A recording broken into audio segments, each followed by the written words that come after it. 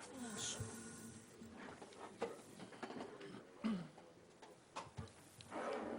needs to be so close. But you only got one down there, so you need one for the two of you. We don't want you to Oh, feel I- left out. The three of All right, us. this Oh, is okay. This is the Tuesday, October 28th meeting of the Ware Finance Committee. Bill? We're going to start the meeting with the Pledge of Allegiance, please. Pledge allegiance.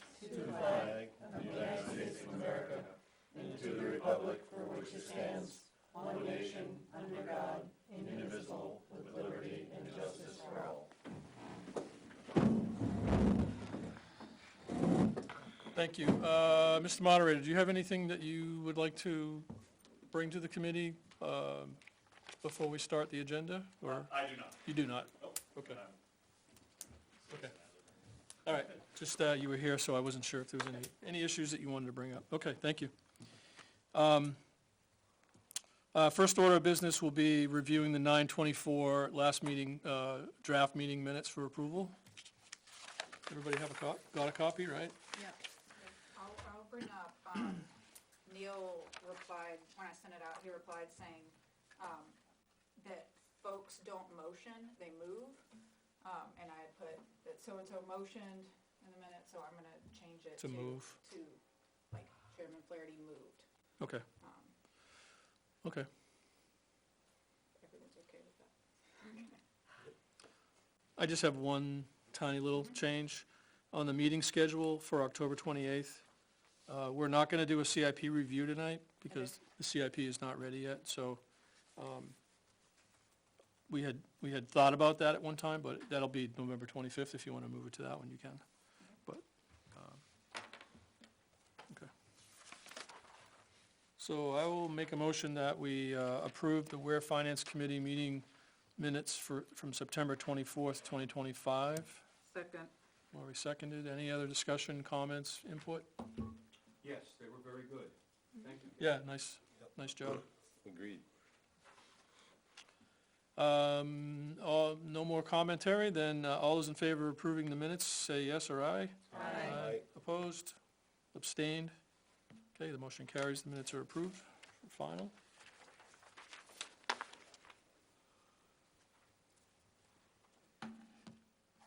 Okay, just reviewing the upcoming meeting schedule. We went over the meeting schedule. They're in the minutes. Our next meeting is November 25th.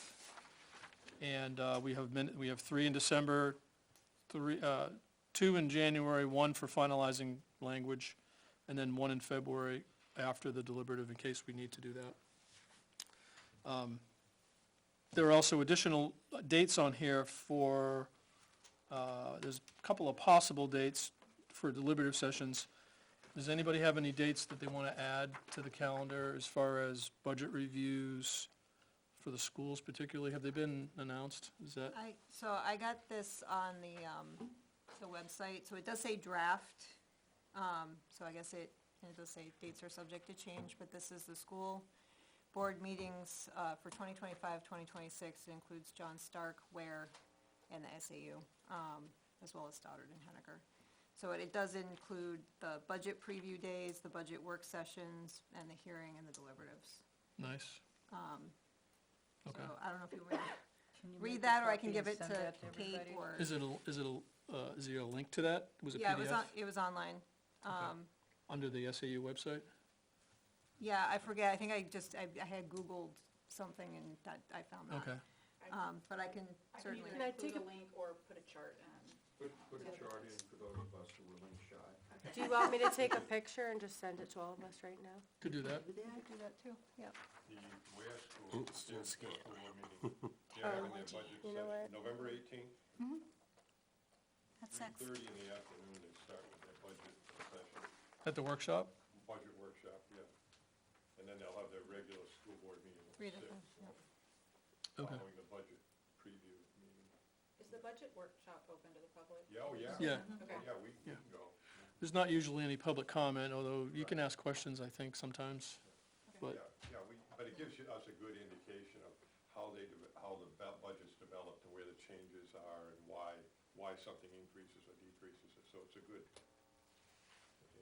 starts to get into the meat and potatoes.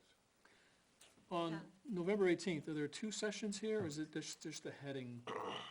Like, what is that, why is there a dotted I line? don't There are two sessions. Are there- 3 o'clock is the budget workshop, and at 6 or 6:30, 3:30, and then there's a school board meeting following that, Okay. with a break for them to eat. Oh, 3 to 5:30 is the work session, and then That the must budget be- preview is in the Maybe I'm evening. mistaken, yeah, it might be 3. No, it's 3:30. Says 3 on here, Chris, I think Christine Heath at the They last corrected meeting, it? she corrected it to Okay. 3:30. so that's, I mean, this is a draft, so we'll have to keep an eye on things, they might change, but. we can push a link out to the committee on via email too. If somebody finds it, just pass it out. Yeah, I have the link saved on my phone, so I Okay, can. yeah, thank you. And if you get a link, you just click on it in the email and it'll bring you right there and you can print it out. We can probably attach this too if we have to. So that's a school board meeting, both of these cases, John Stark and Ware. Okay, Yeah. John Stark's on the 19th, so the Ware School Oh, Board's two on the different dates. 18th, yeah. two different dates, yeah, And John Stark School Board and work sessions on the 19th. same night, Yep. Next. same day. Different days, 18, What 19. day was the John Stark one? on the 19th. Uh, So Ware School is 18th and John Stark is the 19th. Yeah, but John Stark has a 12th and 19th dates, which are preview and workshop. They're different dates. That's right, And then Ware has them both on the same date. That's I what see, That's what I understood. was saying, yeah. got you. So, you can be there from 3 to 5:30 and stay till 8 o'clock. And get it all. Okay, great, thanks, Jessica, that's a good find. And as most of you saw, the CIP has gone through the planning board in the town last week, and it's gonna go to the selectmen on Monday, next Monday. So, once it gets past the selectmen, then it's essentially stabilized for our consumption and review. And then Naomi's gonna invite department heads to come to our next meeting on the 25th.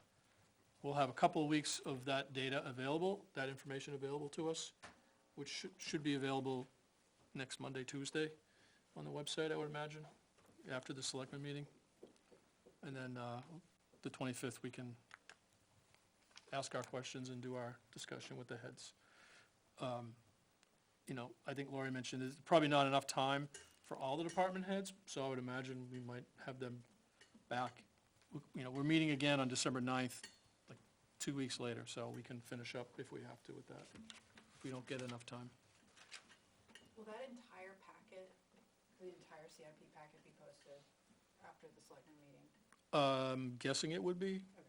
because the whole thing's being presented to the selectmen that night, so that's my guess. But we can confirm that.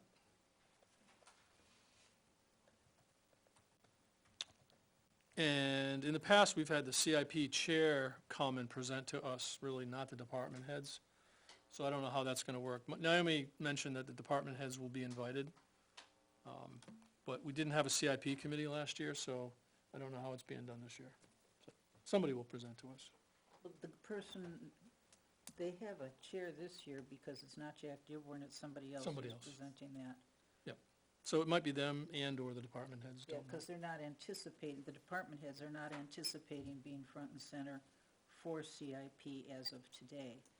They know that there may be questions, and as we spoke, getting them all here at one time because of the length of time going through that is a concern for Yeah. some of them, but Maybe the if they're CIP coming chair. in on the 9th for December, that should bump that out easily. Yep.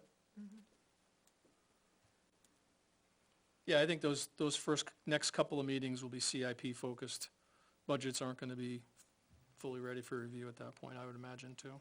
I would make a suggestion, though, since we're finalizing our calendar and we're talking about needing to see the department heads, it wouldn't hurt to send them a copy of our meeting dates so that they can kind of figure out how that fits in. Yeah, that's a good point.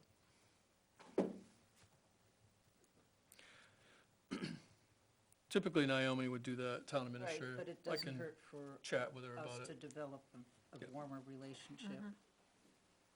Didn't Naomi say that this next selectmen meeting would also cover the budget and revenues from last year? have all the financial information for the town? I don't recall that specifically, but it could have. I think she did, because she that say was that? a little different than, I watched the last selectmen meeting, and I didn't think, they had talked about it, I didn't think they were gonna do all of that from what they had said, I think, at the meeting, but then her email made it sound like they are, so maybe they changed plans. Like, if they are doing that, are we prepared to talk about that at the next meeting, or would we push that out past the CIP? That would have to come past the CIP, I would think, because when we start talking CIP, it's specific of the big ticket items, and we sometimes go off into the weeds with those. So it's kind of hard to get into the minutia of the other things. And when you start getting involved with revolving accounts and then fund balances that are totally different things, sometimes it confuses our listeners, sometimes it confuses us. Yeah, town administrator did say on the 3rd, they'll be going over the 2026 default revenue and CIP. Yep. And that's next Monday. So if you're on the Town of Ware Subcommittee, you probably want to go to that meeting. Yep. Yeah. Or if you can't watch, at least watch it. But being here is a little bit better for absorbing. Yep. And if you're not on that subcommittee, obviously, you're welcome to come as well. Okay. Thanks for that information. Any other questions on schedules? Everybody good to go on that? I think what we should probably do is take all these dates plus those other dates and maybe, since there's no combined calendar, maybe make our own, or at least a spreadsheet anyways. So I might do that. Take a look at that link that you sent, and we'll organize our own, because we're looking at 3 different groups. Okay.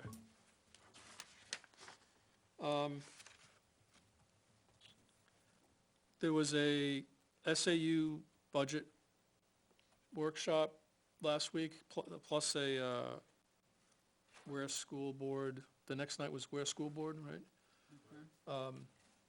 That information has been posted. Does anybody want to give an update on what we saw at that meeting, just to share with the group? We're not really, we don't recommend on the SAU budget. However, it does affect the John Stark and the Ware budget, school budgets, as a line item. So I don't know if anybody had anything they wanted to share about that meeting. Neil? Just so everybody knows, the SAU budget is controlled by the SAU board, and the SAU board is made up of representatives from each of the various districts. So there's Stark members, Ware members, Stoddard members, Henniker members, and so forth. And they are selected by the respective school boards, not by the voters. This group meets, and the SAU presents a budget. Whatever the changes are made, if the board approves the budget, then that budget becomes a part of every local school district's budget, and it's not divided by 5, it's divided proportionally, and I don't know exactly how that's done.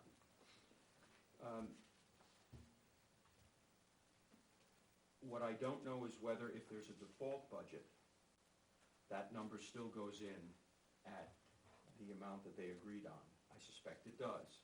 It's not that the default budget would have last year's SAU budget for Ware, but this year's SAU budget for Henniker, if Ware went default and Henniker passed. So I'm assuming that budget goes in at the full amount, regardless of whether the local district has a default budget or a regular budget. The budget that was presented was 6.42% 4-2. increase.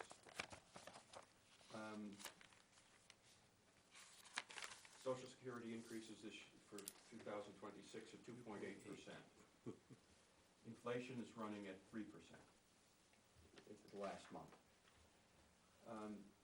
There was one particular item. Do you have that budget? Because I just left it at home. I have it here. That's just the bottom line, isn't it?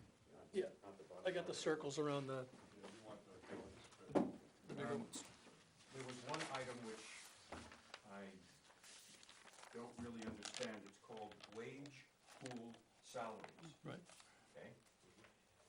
The budget for that in 2024 was 2024-25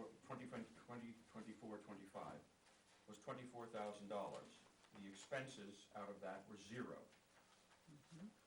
In 2025, the budget was $67,000, almost 3 times as high. And we don't know how much been spent out of that yet. For this year, they're proposing, for the upcoming year, 26-27, they're proposing $85,000. Okay, it's a 26% increase over, 27% increase over the current budget. If, in fact, that were reduced to the $24,000 in the 2024 budget, then the percentage increase of the SAU budget, instead of being 6.42, would be roughly 3.4. So one of the things I need to do is to find out what this wage pool salary means and why there was no money spent out of that in one year and presumably significant amounts of money spent in other years. I asked about that in the meeting, and Jackie answered, and I asked specifically who, so she said that money was to be spent for salary adjustments for anyone in the SAU. So I asked specifically who can get adjustments based on this wage pool, and she said anyone who is employed in that SAU office. So it's for, some of them are already getting raises. You see this, like, based on the numbers, they're getting raises, and then this is, besides just those cost of living or regular raises, this is a salary pool that she can then use to do wage adjustments as she sees fit for anybody within that office. So that could be zeroed out, and everybody would still get raises. It appears that way based on the totals, but, you know, they pool like admin office salaries together, and I don't know how many salaries are included in that, and they only have a 0.72% increase, but the, you know, the superintendent's salary is going up 6.34%. So there's differences between the different pools within that office, but then she can use that to adjust beyond that as she sees fit. Right. The other thing they're looking at is because special ed has continued to thrive since COVID, that's their favorite phrase, they're looking at adding another special ed person to handle the workload for the SAU for special ed. And that, once it's in there, you can't get it out.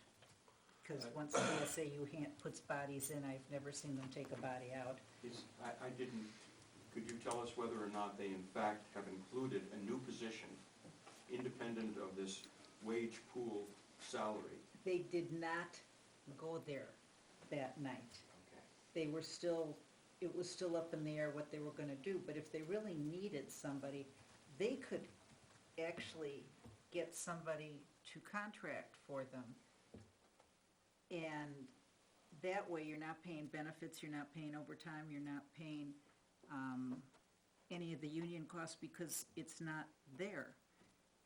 But they don't seem to want to do that. And once people are in that, you can't get them out. They're like gone to the abyss forever.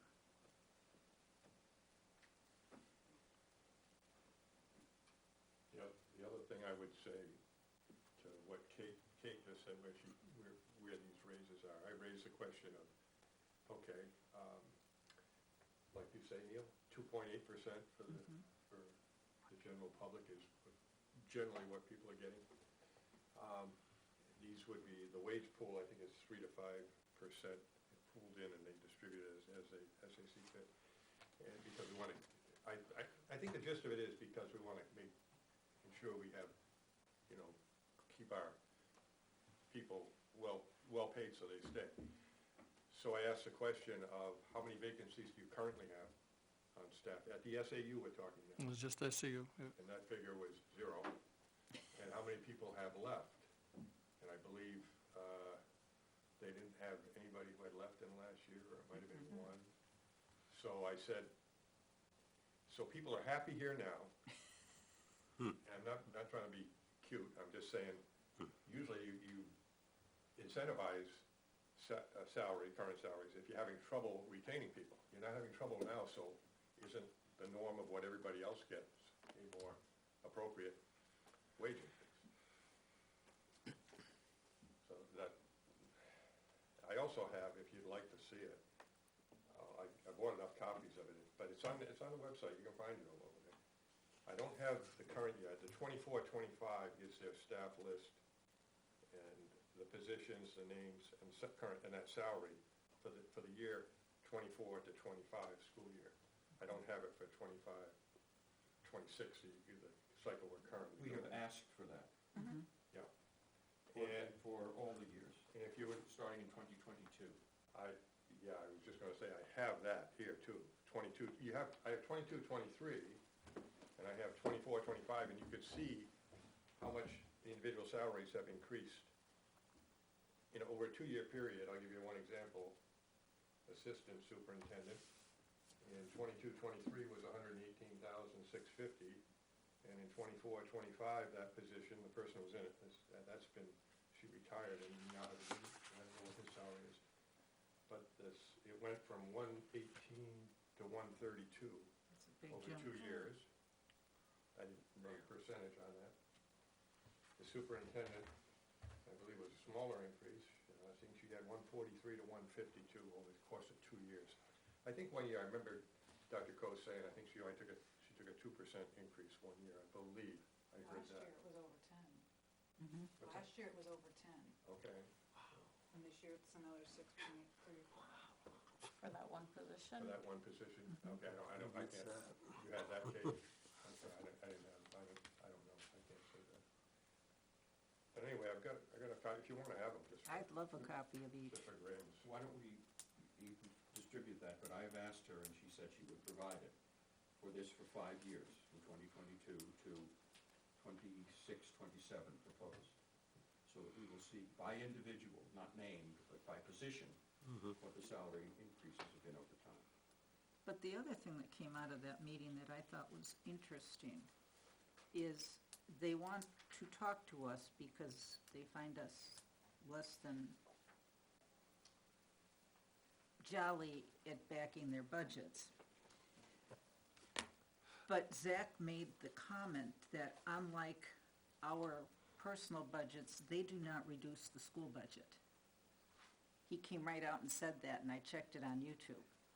And I have a problem with that because our enrollment's going down and everything keeps going up. In defense of that, if you lose one student, you lose income, but you don't reduce expenses. Right. If you lose 50 students, you may reduce expenses if those students happen to be of an age where they're significantly in one grade. You might be able to eliminate a teacher. Would you be able to eliminate special educators, paraprofessionals, specialists? Probably not. So the fact that enrollment has declined does not correlate dollar for dollar with a decrease in school expenses. That's just the way things go. Similarly, if enrollment increases, you get more revenue, but you don't have more expenses until the classroom is bursting at the seams, in which case you have to hire another teacher. So within the normal range of small increases or small decreases year by year, there isn't much of a budgetary impact on the expense side. But the On the thing, income side, there is. the thing I'm curious about though, Neil, is I've asked Jackie to give me a complete spit out of all the curriculum classes. I just don't want it looped into English or math. I want a spin out. I want to know if they're going to a drama class. I want to know everything that is offered because I'm curious to see, with our test scores being as god-awful as they are, maybe we need to spend more time in certain areas than we should worrying about other things. But remember, Lori, our objective or our responsibility is not policy, but is money. So when I keep beating them up on, we're spending $20 million and what are our test scores doing? That's a legitimate question for general public, I'm not quite sure. It's tangentially related to finance. If we're spending all of this money, where are the results? That's a legitimate question to ask. It's return on investment. Yes. If I could add also, the school does UA nights, and so they just had one on the 23rd, which is on Thursday, in the evenings usually, where the teachers are there and they walk you through the curriculum. I'm not sure where their next one is, but I'll make sure to pull those dates in the event that anybody wants to attend. But the teachers are there and they walk through their independent curriculums and what they do, so it does show some proof in the pudding as to what, where the dollars are being spent in some of the events, and a lot of questions can be posed there as well. And that's with many of the teachers in the schools, both in the middle school and the elementary school at Centerwood. So the one I'm speaking to was the Centerwoods Elementary School. Are those on a calendar? Have you seen them? Pardon? Have you seen those on a calendar on their website, or how do you know? Might be, I have kids, Right, so it helps. Billboard. Yeah, they do, they're on the billboards when Oh, you they are. drive by. Okay. Yeah. okay. And again, keeping in mind, we don't directly recommend either way on the SAU budget. If you want to go in and ask questions as a citizen, go for it. I know it does affect the other budgets because of the apportionment of that cost. So we're indirectly, involved, but not directly. And I think the point here was that we've never really paid attention, as a committee, never really paid attention to the SAU budget process.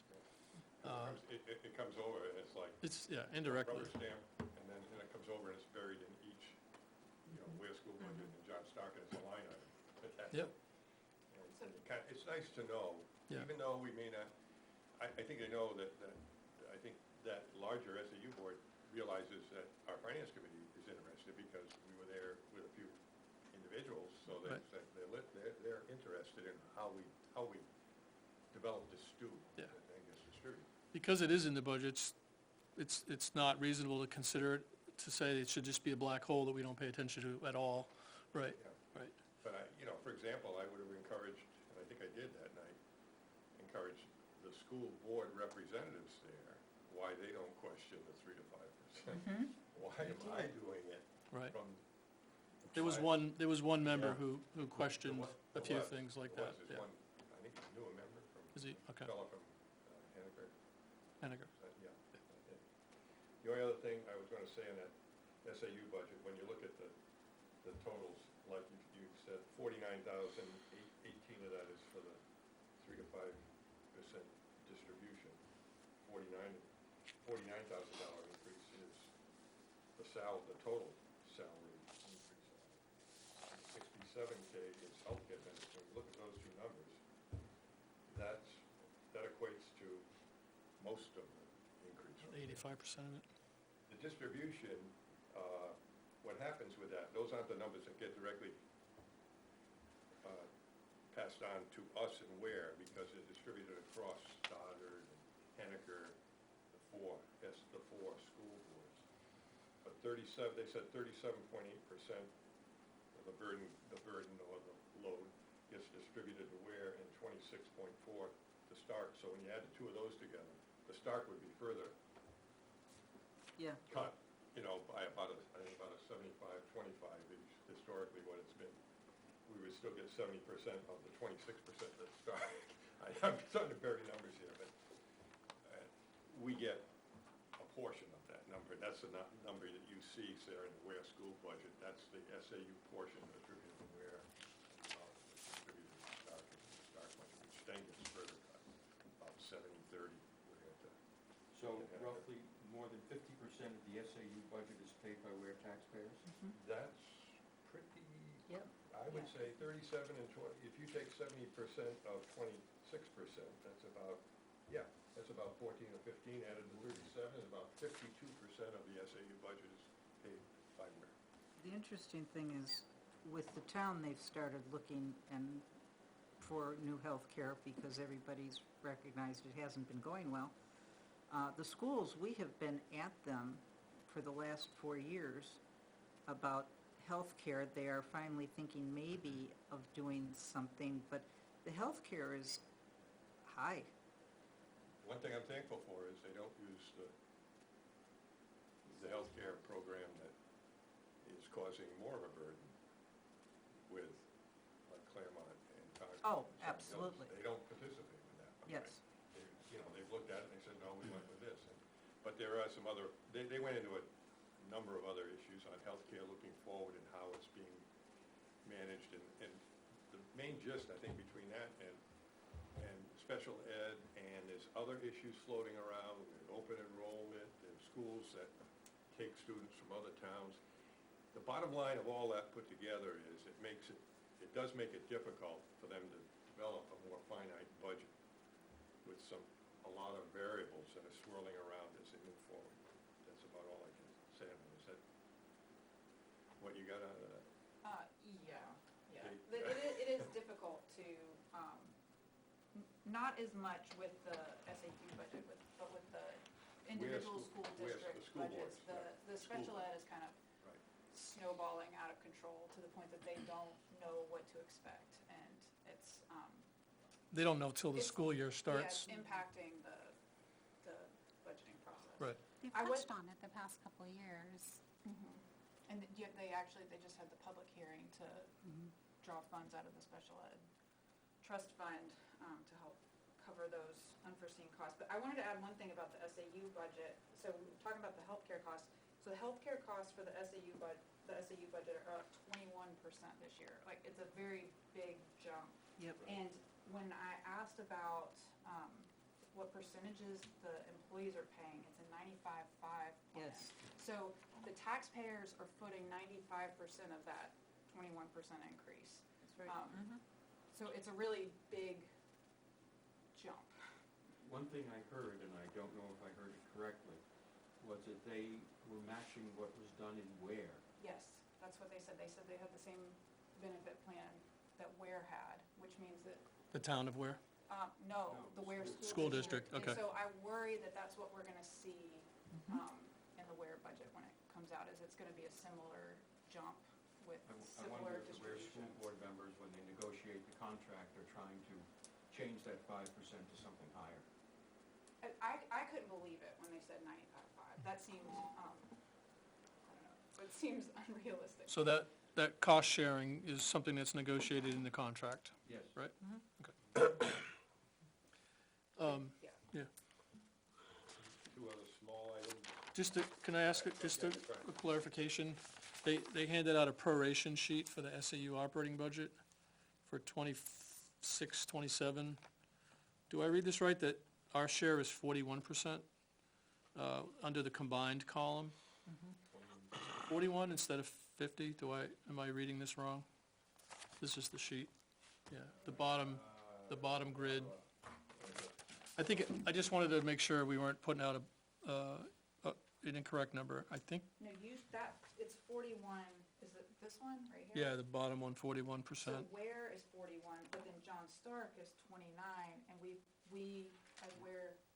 Combined. pay 70% of I get it. John Stark. But we don't pay 100% of the, okay, so that's what you would, 70% of John set, Stark. okay, you were factoring that in. So it's 41 plus 70% Plus of about- that 29. Okay, I get it. 41, maybe my number was last year, when I said 37, 20.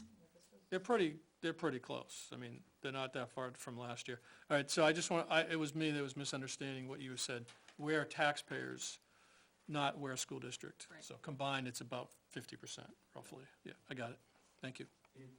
Is the Ware School Board at all thinking of opting out of the SAU and setting up our own?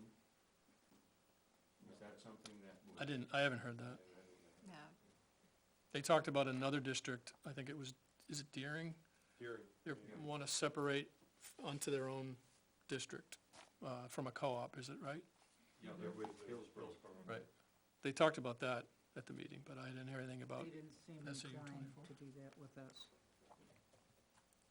they went into a lot of detail about the two different healthcare options. The one, like if you're looking at Concord, I forget the term they use, but it's not guaranteed or something like that, or there was a question of reserves that they had to maintain where, in the plan that we're in. But the other option, the one that Concord is in, for example, there were no reserves. And there was, all of a sudden, there was a $5 million shortfall that they had to make up, and we're not in that program. That's what you were referring to earlier. That's a bit of a dodging a bullet, because there's a few districts, I don't know if Claremont's Yeah, in that situation as well, got that that why they have their problem. on top of the other problem. So we are not Accessible versus not accessible, accessible, non-accessible, right, thank you. Yeah, so we're, but the trend now is to get rid of them, I think I heard too, so, well, that's future stuff, but anyways, Self-fund. yeah. But if you're interested in this kind of thing, I think the meeting was recorded. It was the SAU budget review, so, And self-funding, you have to be very, very careful with. right, You've got to know your It's exposure tricky. rates, and you got to know your pools very Yeah. good. He did mention having a cap too, that's Yes. self-funded with a cap. But again, when you're dealing with contracts, that becomes very iffy. I've dealt with that, because I used to be a broker, and it's interesting with unions.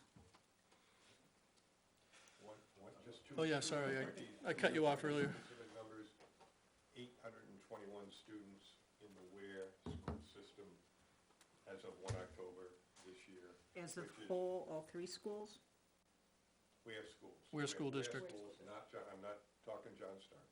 Yep, I don't know numbers. Okay, so it's just the middle school and the Middle grade school school. and the elementary school, 821 students, which is down 19 from last year. Yeah, it went up last year. Mainly due to an 8th grade class was a bigger bubble. That moved down to the high school. I believe the high school number was coming a little higher. That was projected last year, but I don't have a specific number for the high school. The other item was when they closed out the books on, because they run a fiscal school year and not calendar year like the town does, but when they closed out their fiscal year for Ware schools, the expectation is you would normally get back 100,000 minimum, because they build that into their budget every year, return for offset taxes. But that 100,000, it was actually 142,000 will be returned, because the revenues on some of the revenues were higher than expected. So it's 142 comes back to offset taxes from Ware schools. And we don't know, I don't know whether it'll be for John Stark, because nothing was mentioned on that. And next year, when they develop their budget, you can expect they'll put in a $100,000 line item as actually build it into their budget and expected return. Years ago, you can go back 3, 4, 5 years, they returned higher amounts than that, because they had extra money left over, and they said, okay, here's 300,000 or whatever it was, because we usually do that in our summary, when we put out to the voters, we make our best guesstimate of how much is gonna be returned offset taxes, to say the numbers in the table are gonna be this much, but historically, it's come down here, so that's where those numbers, and I can't tell you what we, Is that money like a reserve or a contingency fund? well, if they have to use it for something else, it won't come back to the taxpayers, but Fair. it's like anything else in their line. But it's a line But item that they historically, can yeah, they actually move build in freely? build in $100,000. We're Yeah. gonna have $100,000, we're not gonna spend, but we're gonna we want it from the taxpayer now, so we can give it back to the end of the year. So if a window breaks, they could fix Yeah, it on they that, could, if the sure. teacher needs a raise, they can, I don't know. So there's certain Raises are usually rules fine. that, okay. Special ed expenses, if they come in higher than anticipated. I'm just kind of throwing that out there, that I think when we put out the flyer last year, I had to look and check how much we estimated was gonna come back, but we've been pretty good on that. I Yeah. talked to Ross Berry the other day, and he said that this year, the state is giving more money to the schools than they ever have, hoping that the schools will not keep going after the taxpayer. Yeah, I thought they were I reducing. thought the extra money that the state was giving was increasing the amount for special education. The state pays a certain amount for special education. If the town, I forget what the thing, the town pays the first 20%, and of the next 80%, the state pays a certain amount, and if you spend over X dollars per child, the state pays 100% of that. The problem in the past has been the state has set aside X dollars for that, but if in fact the costs exceeded that, then the state prorated. So instead of getting 100% of what you're entitled to, this year, the schools are getting 87% or 64%. So I think what Ross is talking about is extra money was added to that account, Okay. so that the special education expenses would be reimbursed closer, not to 100% of what they actually are, but to 100% of what the state promised to pay. The town pays the first so much, the state picks up beyond that, if the state appropriates the full amount of money. Would it I- help I us to believe- have him come in and explain that? I'm sorry? Would it help us to have him come in and explain that, or no? No, I don't think so. I thought I thought there was less money coming in. Remember we thought last year, Yeah. when we had the discussions, how we're gonna have a $600,000 hit this year on what the state provides for Yeah. Right. support. we So have I to think that's absorb. still present. Right. Because that was like a multi-year Right. sit-down. Yeah, yeah. Therefore, you know, if, let's say, no reductions are made in staff and administrative overhead, and they just, one approach could be, well, we have to pass that on to the taxpayers, so the taxpayers pay all that. Remember we had that discussion last year, we said, gee, it'd be nice if we got a balance Yeah. here. Some savings, recognizing we're getting less That's money from the state, take some savings in your cost, in your budget, and then the cost, that reduction is shared between the taxpayers and the school, better identifying needs versus wants. Doesn't the payment for the middle school, isn't it the last payment this year? Yes, no? That's the next thing I had. 900, it's really $500,000 that's funded by taxes, because out of the $900,000, some payment on the bond for the middle school, this is the last year, so when they develop next year's budget, that comes out of it. Right. So it's really, so when you look at that, you say, well, that should be, maybe their proposed budget should come in less this year. No, they'll have Or something less else of to an- Or want less that. of an increase, because already you don't have 500,000, you got about 400,000 in revenue that the state was paying on the bond, and about 500,000 that the taxpayers were paying each year. So that 500-some thousand won't appear in their budget this We hope. proposed budget. Oh, it definitely won't appear. But there'll be something else Question. coming. Well, yeah, but that allows us to ask, well, how come the budget didn't get reduced relatively? When we compare budgets, Well, we don't know what it is when yet, we but, compare the new budget, the proposed budget with the current budget, we need to eliminate from the current budget the $500,000. Yeah. So that we're comparing apples to apples. Right. This budget, the new budget without the bond payment versus the old budget without the bond payment, then you get a fair comparison. Right. And Neil Alkowitz spoke and said that's not, because there were already some discussion around the table of, well, we got some improvements needed on Center Woods, you know, we had that they had that discussion last year with maybe we want to start a project with sprinkler systems. You got to do that before you make other improvements. Okay, that's about $1 million project, if I remember right. That's the number that was floated last year. But, you know, in the attitude maybe, well, we got the middle school bond being paid off, so we'll drop that out, and now we'll replace it with this. That's one approach, and the school board, you know, that may be one approach. Neil pointed out that that's not your money to play with, it's the taxpayer. Yes. So, Good, Neil. you know, let's recognize that. And of course, I chirped up and said, well, that's 500,000, that, you got 3 contracts coming in this year, so maybe you wanna not, in talking to when you develop your proposed budget, don't think that you can build your proposed budget up because you got 500,000 to play with in your proposed budget. Think about, maybe that's some of that 500,000, take the heart of the line on your proposed budget, and there's 500,000 that when a taxpayer pays a one bill, can be used to offset some of the 3 contracts we got coming in. That was a 20-year bond? 10. No, it was 20, 20. 20, yeah. So that's we've right, waited yeah. 20 years Yes, to get relief. to get tax relief. Mhm. They can't spend that and think that That's okay. we have increased their expenditure by 500,000 for operating expenses.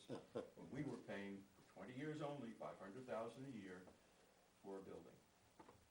But it's really to focus on that proposed budget, the operating, and say, wait a minute, how come that's going up like a historic, you know, the 6 or 8% that you come in with sometimes? Why is it 6 or 8% when you just had 500,000 come out the bottom here?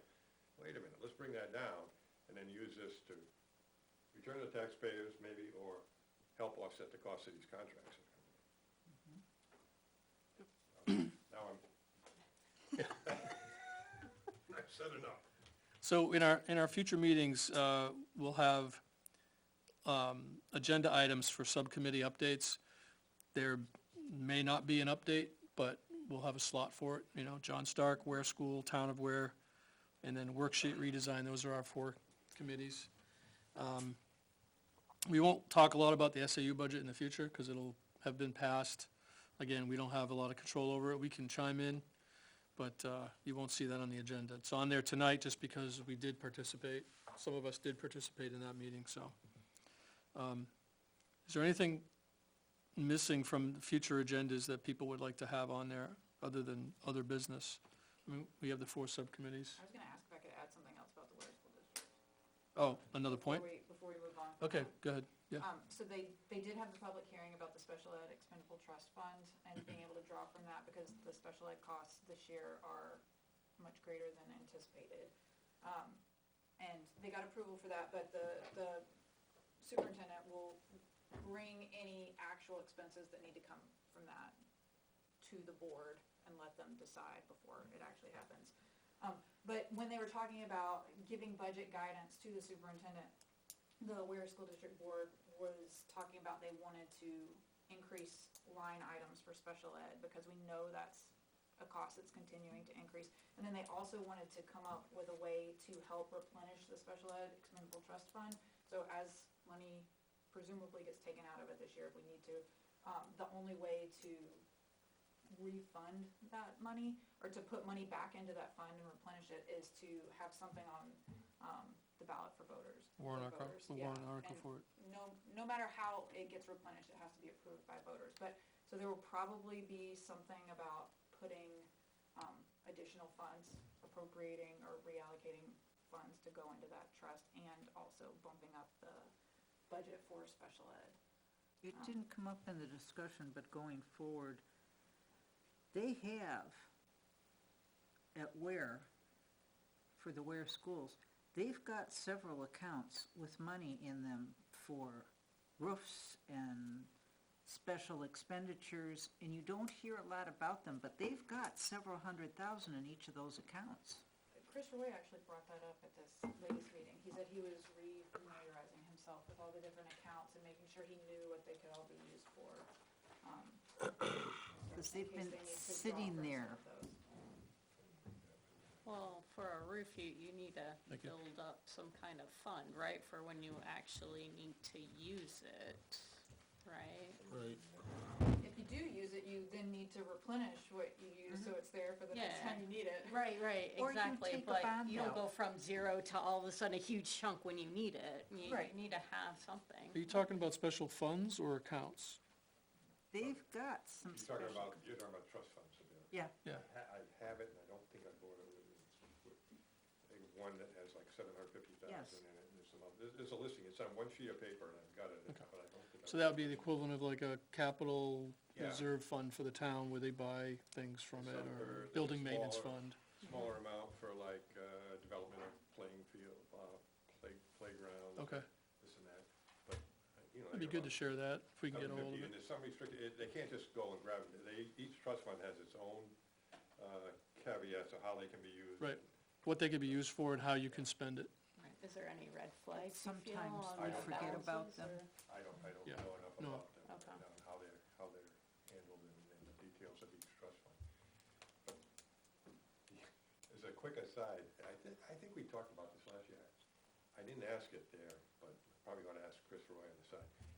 I think those trust funds, the trust funds themselves actually get managed by the town for the school. Right. But remember, last year we brought up.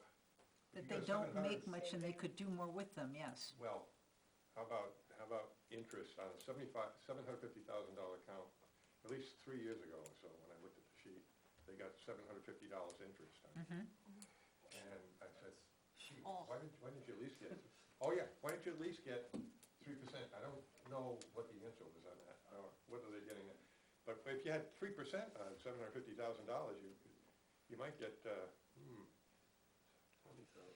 22,000 a year on that? Yeah. Instead of $750. And why isn't, I don't think I ever ran that ground on why.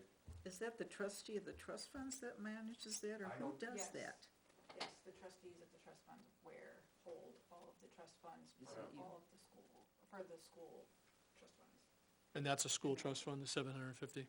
Well, it's one of the funds. One of One several. of them's the big one, and then there's a number of others. And I wish I had the sheet, but I didn't bring that sheet. No, but it did come up last year, you're right, and we were like, what are you doing with this? Yeah, but I don't know if we ever ran at the ground of why.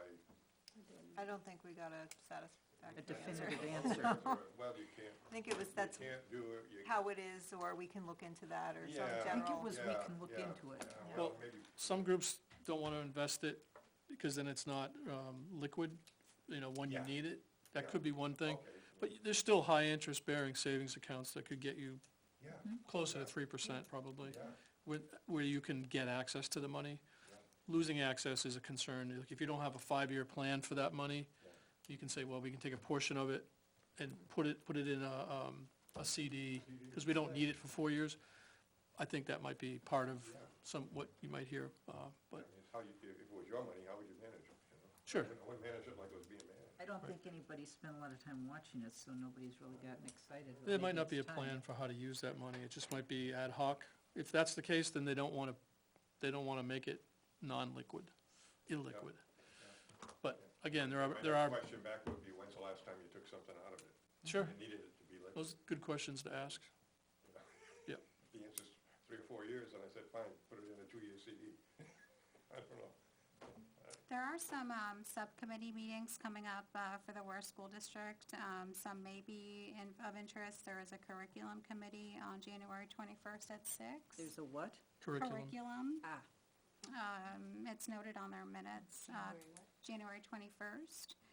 Communications Committee, December 1st at 5:30. Facilities Committee, January 6th at 3 p.m. Human Resources Committee, January 20th at 4:30. Legislative Committee, October 23rd, already passed last Thursday at 4. And Policy Committee, October 30th, coming up on Thursday at 4. And Wellness Committee, November 7th at 7:45 a.m. And it looks like there's some committees, like subcommittees, that are more like to be determined on dates.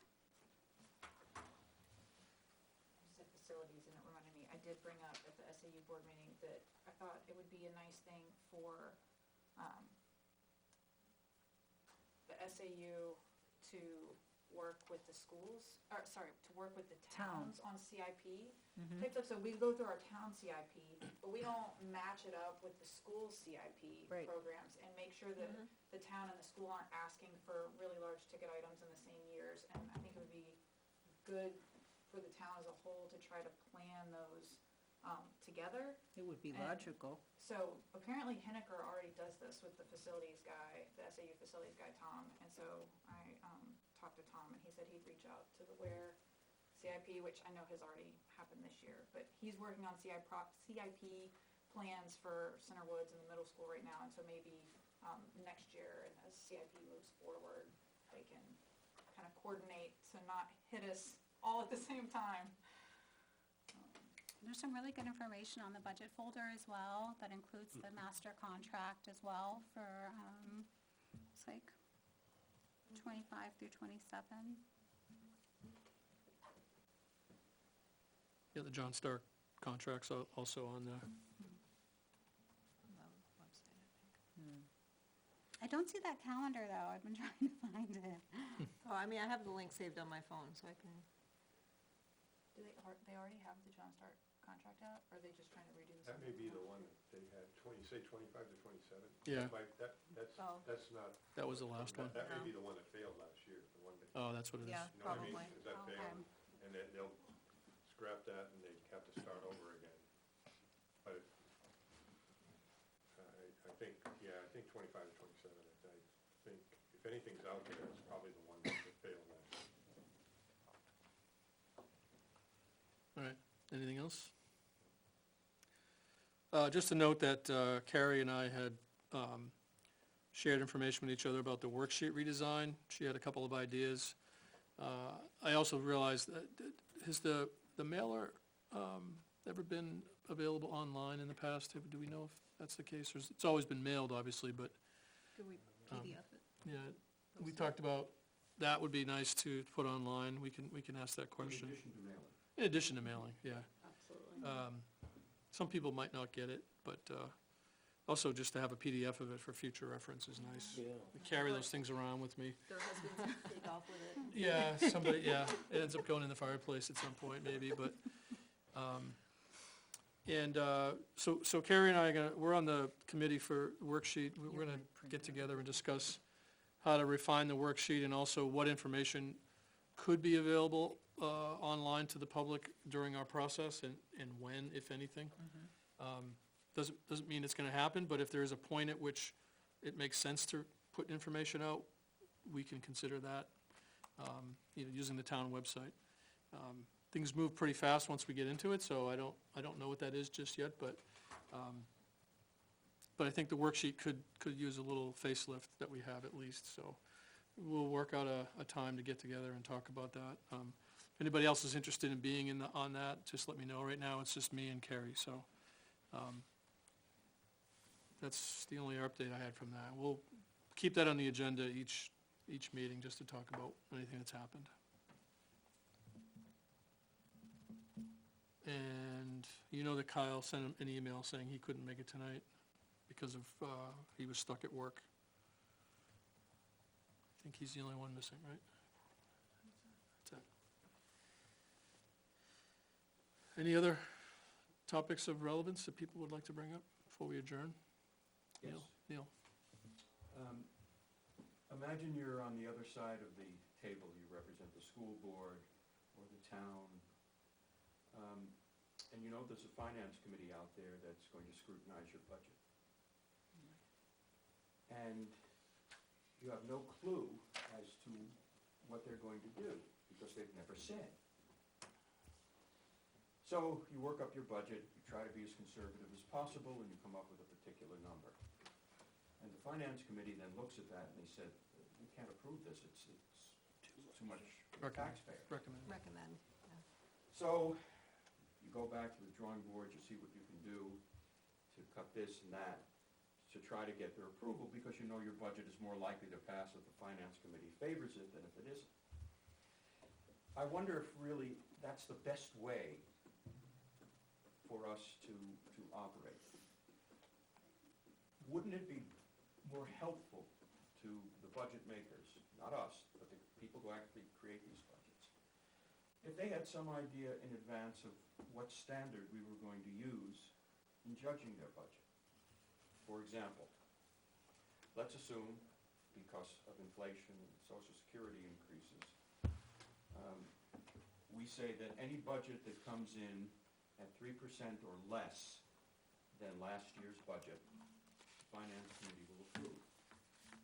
Any budget that comes in more than that, the Finance Committee will not approve, will look at, or whatever it is. So that people who are doing budgets have some sense of the windmill into which they are going.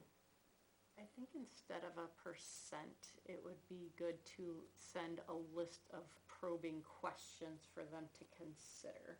Because if they have a really good reason and ask that's more than 3%, then it might still be favorable.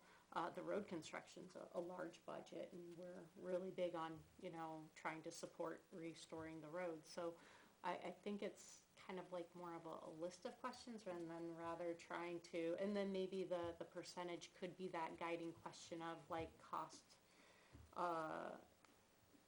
like Social Security, inflation, are at this, so, really try to understand anything that's above that, maybe putting that marker in. I think you said what I said much more nicely. Well, Neil, my concern with putting a percentage on there is like, not that this would ever happen, but like if they did come to us with 3% and then it was all frivolous stuff, are we just gonna say, sure, you can have that frivolous stuff for 3%? When was the last time we got? I know, I'm The- just saying, At 3% with health insurance costs going up, 15, 20%, the chances of getting a 3% increase with frivolous stuff, I think is pretty close to zero. But The thing is with the Finance Committee, we walk a very fine line. And even with the town, we can't give them real tight guidelines. I mean, we don't. There are times when the Board of Selectmen, when you're having, in a recession, and they'll say, we want to see all the budgets come in no more than 1.5% higher than what they were last year, we want to see them cut. But if we start issuing edicts, we're actually starting to manipulate how they do business. And our job is to study, question, and decide whether it makes sense for the taxpayers. I feel like if we start getting into some of the minutia of this, we're starting to become more players on their football team than we are actually keeping a distance. And it is very important that we do not become either the town or the school. It's important that we can step back and say, okay, look, inflation is doing this, cost of living is doing that. They should have some, they've dealt with us for years, there are common sense parameters that we use every year. So for them to look at us and say, we don't know how you make your decisions, we are very, very clear every year. Inflation is this, Social Security is this, the town needs this expenses, you're asking for those expenses. It has to come in to work with, everybody works with everything. That was at this last meeting with the school. Bill said it, I said it, I think you also said it, and maybe you did too, Kate. We all said, you need to start including the town in your thought process when you're looking at budgets, because, you know, we need trucks, we need paid people, that kind of stuff.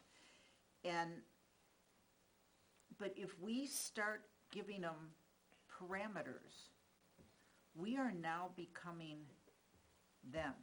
I think it's not less about parameters, because Neil did say that he was aligned with, you know, what I was saying.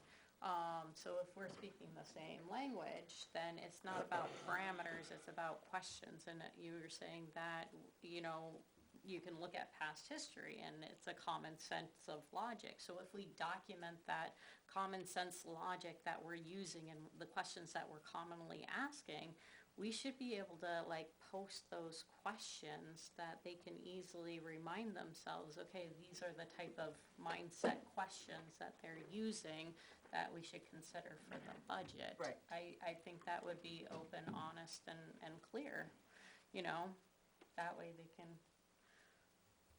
I would add that if the town wants a fixed percentage increase, there are ways, there is enabling legislation to let the townspeople have a tax cap or a budget cap on either the schools or the town. People can make that happen if they so desire. It's not, I don't think it's our job to have that set percentage So amount. then how are we to make our decisions about recommending or not recommending? Based on the service and goods that it provides the taxpayers. If the taxpayers are gonna see a large benefit from that service or line, then we would wanna recommend it.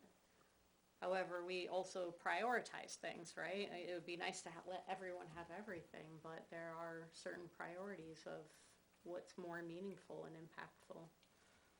I mean, if you're dealing with the schools, history has shown that we suggest they slow down in some territories and wait a couple years while we take care of business on the town side. That tends to fall on deaf ears. It has for the last 10 that I've been involved with this. But when you look at the town hears better than the schools do. When we were at this last meeting and we said, you know, we're gonna need plow trucks, we're gonna need a cruiser, we need some raises for our town employees. And what was explained to me by Zach, or no, not Zach, it was a lady on the school board, blonde-haired lady from the Ware School Board. She said, well, you townspeople, if they get a 2% increase every year, that's 6% over 3 years. But if they don't get a contract, the teachers don't get anything. They've got a pension system, they've got a Cadillac health plan. When you are in business, when you go out to get a job, all the benefits that you get out of a company are considered part of that package, of wage earning package. And they don't look at it the same way. So I hear what you're saying, but quite honestly, the formula's already there. We look at cost of living, we look at the needs of everything and try to balance them. We have said that every year. Every finance committee says the same thing. They want what they want, so that's a problem. Can I draft up some questions and send them to you, Neil? I think a good, for Send it to the instance, whole was Neil's reference to the historical increases in the wage pool. To provide some transparency around that in our discussions is important, just given the lack of short-term memory by individuals, just behavioral economics is good for transparency and for the taxpayers to make decisions as we discuss budget lines, to be able to identify, okay, well, where were we 5 years ago, and what is that shift, especially when we see like market trends of 15 to 20% of insurance increase just from a standard, right? And then we apply that locally, and then what other options we have to reduce the budget, what other options do the schools have to negotiate healthcare, to Bill's point, in terms of alternatives perhaps being worse off. So I think having data and information to share for taxpayers to make choices during voting time is really our essential core function. Yeah, look at the whole picture, I think, and also the mechanisms by which some cost sharing comes into play. You know, is it a good deal for the taxpayer? I mean, is it fiscally sound for the taxpayers? Are they, you know, like Carrie said, are they gonna get, what are they gonna get for this spending, right? Defining that, is it worthwhile? And the way it's being spent too, like there's sometimes creative solutions that come up.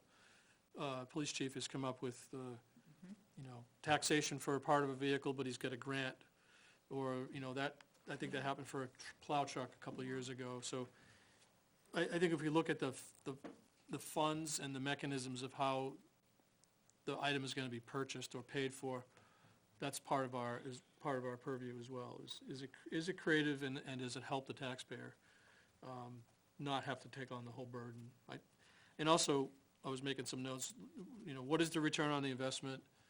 And is there a payback plan? You know, is it possible to have a payback plan? Or do we set up a fund for a specific item? Like that fire truck, you know, I don't think would have been recommended or passed the town if it was coming from taxation directly. It was from an ambulance fund, you know. So things like that, you know, are we being financially creative to balance the taxpayer with other schemes to pay for these things, you know, other savings schemes? And also how we're defining ROI is very important, because the variables that go into ROI are essential to, of course, what we have for the output.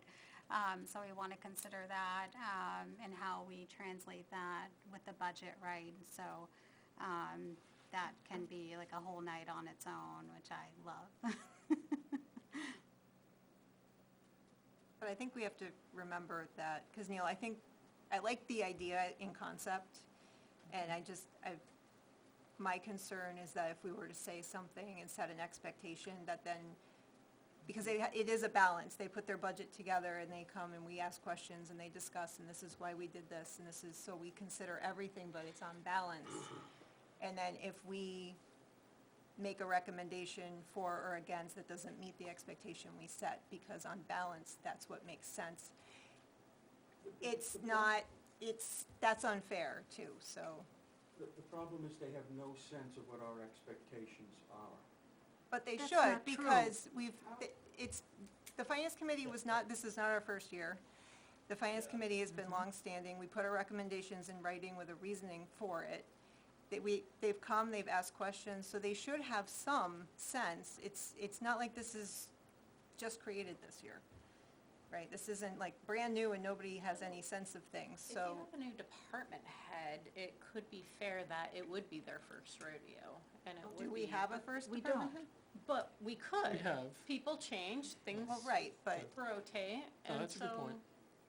I think that's where we added the minority notes to the write-ups, where it was just one side, and then there was the decision to add the other See, side, and to I add found, some more. talking to residents at voting time and after the elections come through, I've had people say they are more confused with that because they feel we aren't willing to take a stand on what it is. We're the only committee in this town that the majority doesn't rule, and up until 3 years ago, it was very definitive. We recommend or we don't recommend, boom.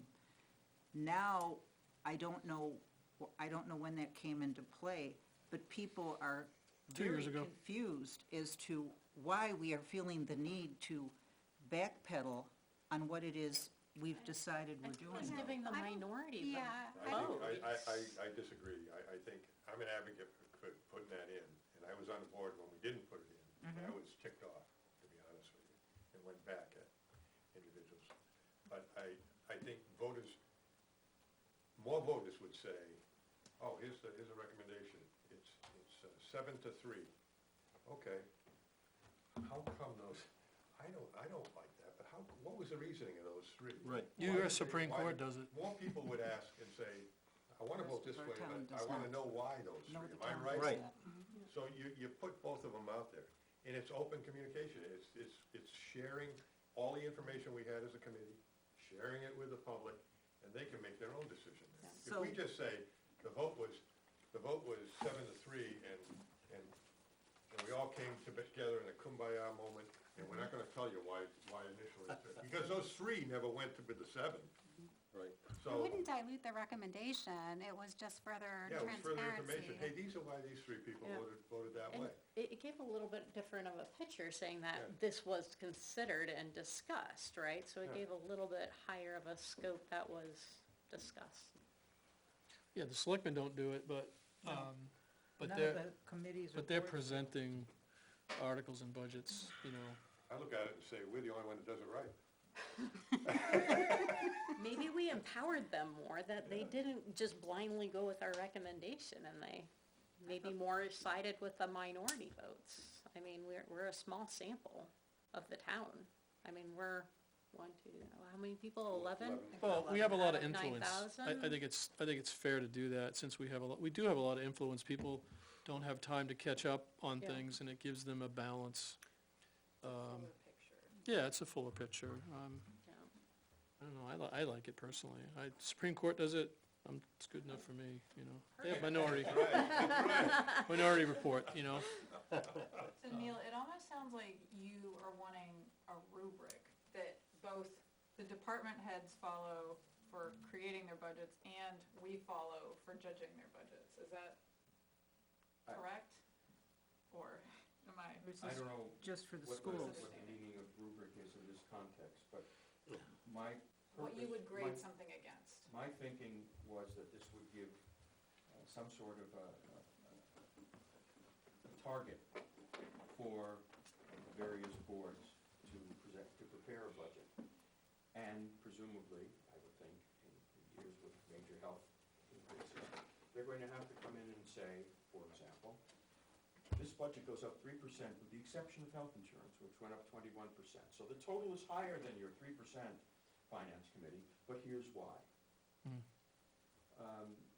Or this is a year when we had this contract, and the best we could negotiate was 4% or 5%. But if you take that out and look at the rest of the budget, we're within the 3%. So if I were budgeting, it would be very helpful to know what my boss wanted me to come up with. I know we're not their boss, I understand that. But just from a budgeting point of view, that's really helpful. What's the standard?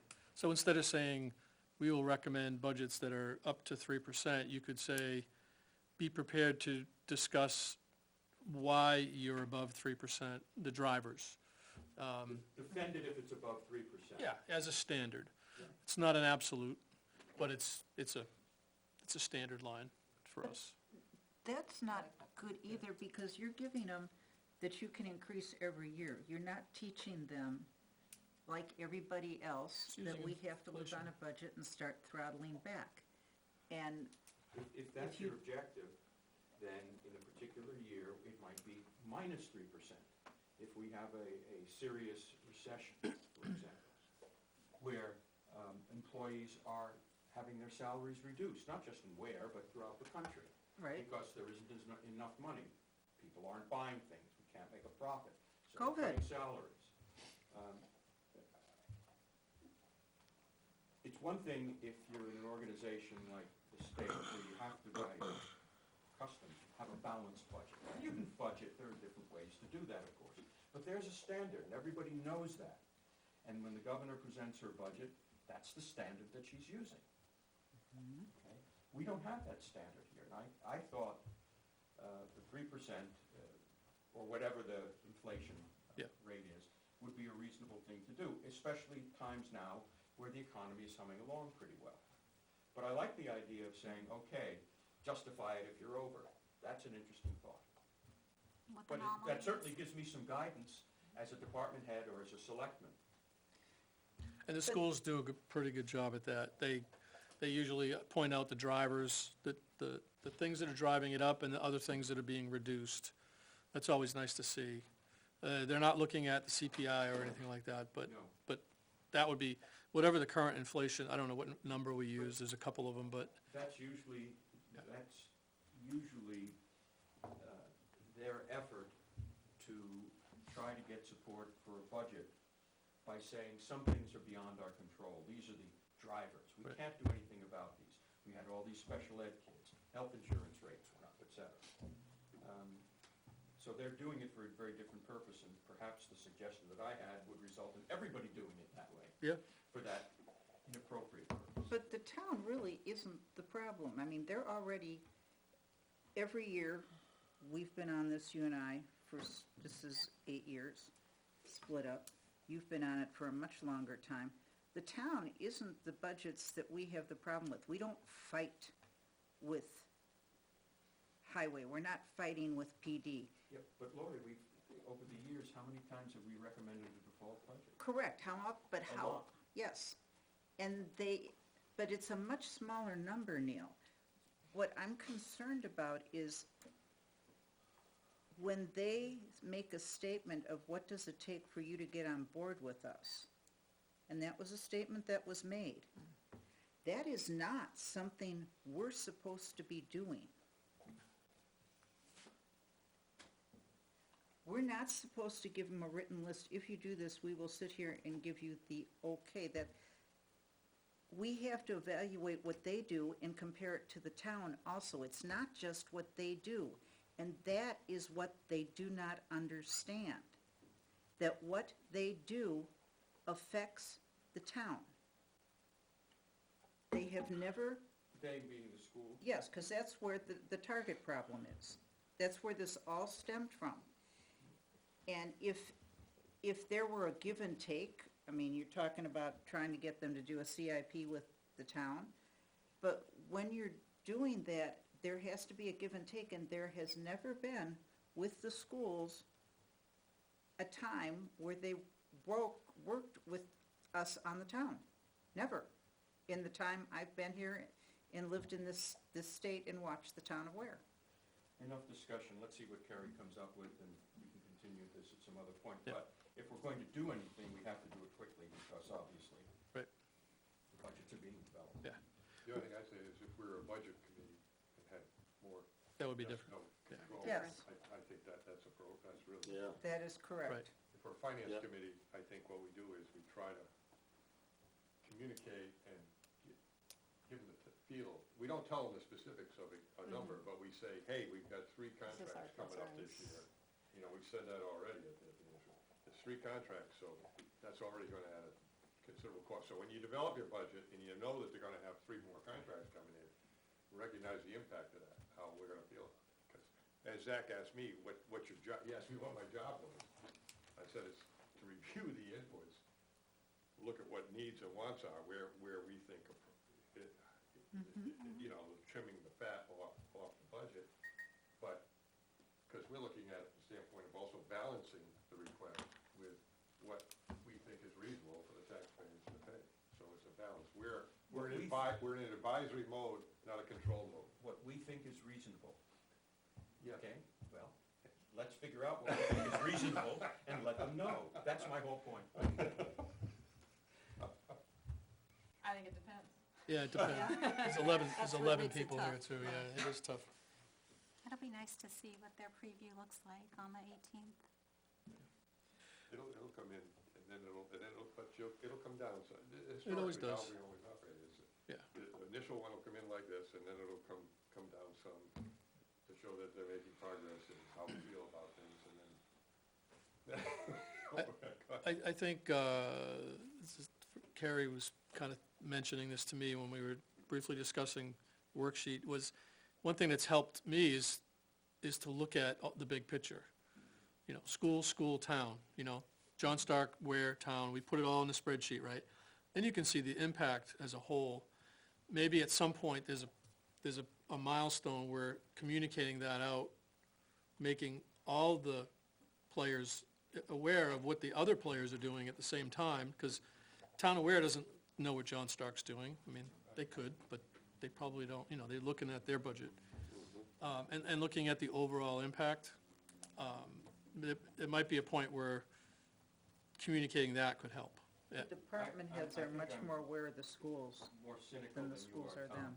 them. If there are 3 contributors to the tax rate, and I represent one of them, my job is to make sure No, I understand. that I satisfy my needs Correct. and let somebody else worry about the other 2. Yep. So, Well, last year, the first number that we put in that spreadsheet was 13.5% for everything. That was gonna it was a 13.5% increase of everything combined, you know, which was gonna drive the tax rate up. And that was factoring in what the actuals were for each, you know, all the warrant articles, and warrant articles are a different animal than budgets too here, so you gotta think about that. That's not a sustainable number, and if they, you know, if they know that that's coming, then we're gonna push back on some things. And maybe you don't wanna be that person, you wanna find a way to get under that line, you know, I don't know. I'm just thinking out loud, I don't think I don't know that they pay attention, and maybe if they knew what the other ones were, there'd be some awareness. I don't think. I don't know, maybe I'm being optimistic. And also looking from, if we're looking at the big picture, stepping back from a state level to also understand the funding mechanisms, just from our state, right? That most schools are funded from a local level and not a state level or federal, where that does differ from other states. So I think we're like 60% to 70%. 67% of your taxes go to the school. Yeah, so within that range, and then I think special ed has increased about 16 to 20% in expenses. So even stepping back further, there's a lot of folks that don't understand just basic municipal budgets, never mind a step back on how funding flows and capital flows through communities. So a lot of folks think that there's like a boatload of funds available from a state level to fund schools, and that's just not how the budgets are created here. But we're also getting to the point, and it's at the state level, and they're discussing this, we're starting to tax our residents to the point where they can't afford being here because of the schools. And I like education like anybody else, but the schools are a big, huge driver on the taxes, and it's hurting the majority of taxpayers. Yeah, And New Hampshire's that's never been cheap. a problem, so there, you know, something's gotta give. And it's up, you can go to the State House and you can look at the bills that are coming forward, you can look at the Senate, it's across the federal government, it's there because there isn't enough money anywhere else, and people are not making salaries to fund it. You've got a lot of people that aren't making 200, 300,000, and it's landing on a group of people that can't keep affording it. Yeah, that opens up a whole nother conversation. Yeah, When it Right, comes to but it capital has to be flows and considered. income levels and COLA and. We'll have a beer together and talk about that. All right, anything else needs to be brought up? Could go another 2 hours talking about this if we wanted to. If you will send the dates out to the department heads, that would be very helpful of our meetings. Yeah, well, yeah, I'll send it to Naomi and then she can disseminate them. Yeah. But effectively the same thing, yep. All right, if there's nothing else, I will entertain a motion to adjourn. I will make a motion to adjourn. Lori, a second. Anybody opposed? Anybody, all those in favor? Aye. All right, thank you, we'll see you on November 25th. Anybody wants a salary, we take one of these. We'll